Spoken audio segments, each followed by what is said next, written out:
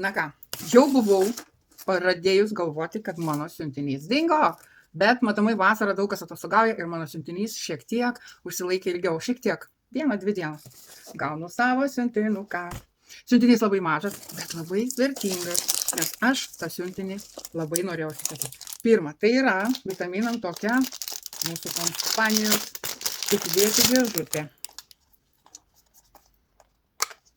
Va, čia telpa 2-3 rūšių vitaminai.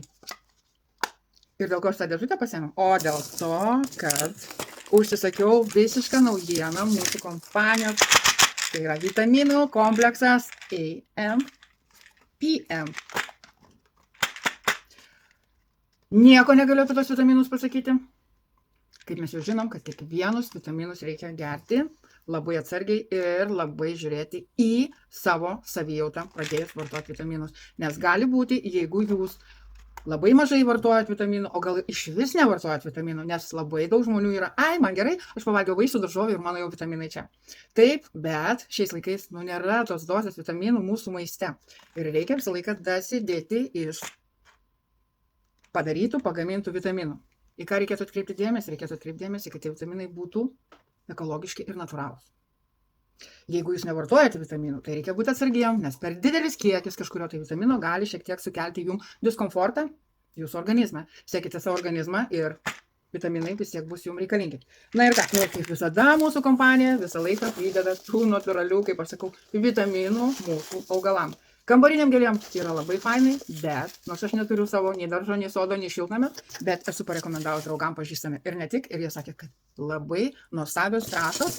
Į litrą vandens įdėjus 2-3 burbuliukus, tai yra iš ryžių miltų jie padaryti, visiškai natūralūs, ekologiški, valgyti be abejo jų nereikia, bet mano katytė labai puikiai žaidžia ir aš nebijau, kai jinai paims, sukramtys ir kažkas tai jai nutiks. Nieko su ja nenutinka.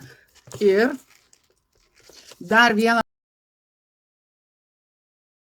mano favoritinė prekė iš mūsų kompanijos, kuri jau man pasibaigė, tai yra mūsų kaktusų linijos veido gauksna. Aš jau esu make-upą pasidarius, bet vis tiek užsipurškiu, nes jis labai atgaivina veido odą. Veido odą ypač karštu metu, arba kai prasideda šildymai bute, kad mūsų oda nesuvystų, kad anksčiau laiko nepasentų.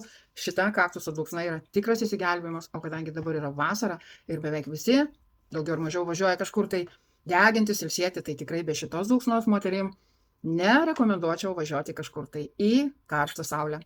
Šiam kartui būtų tiek. Ate.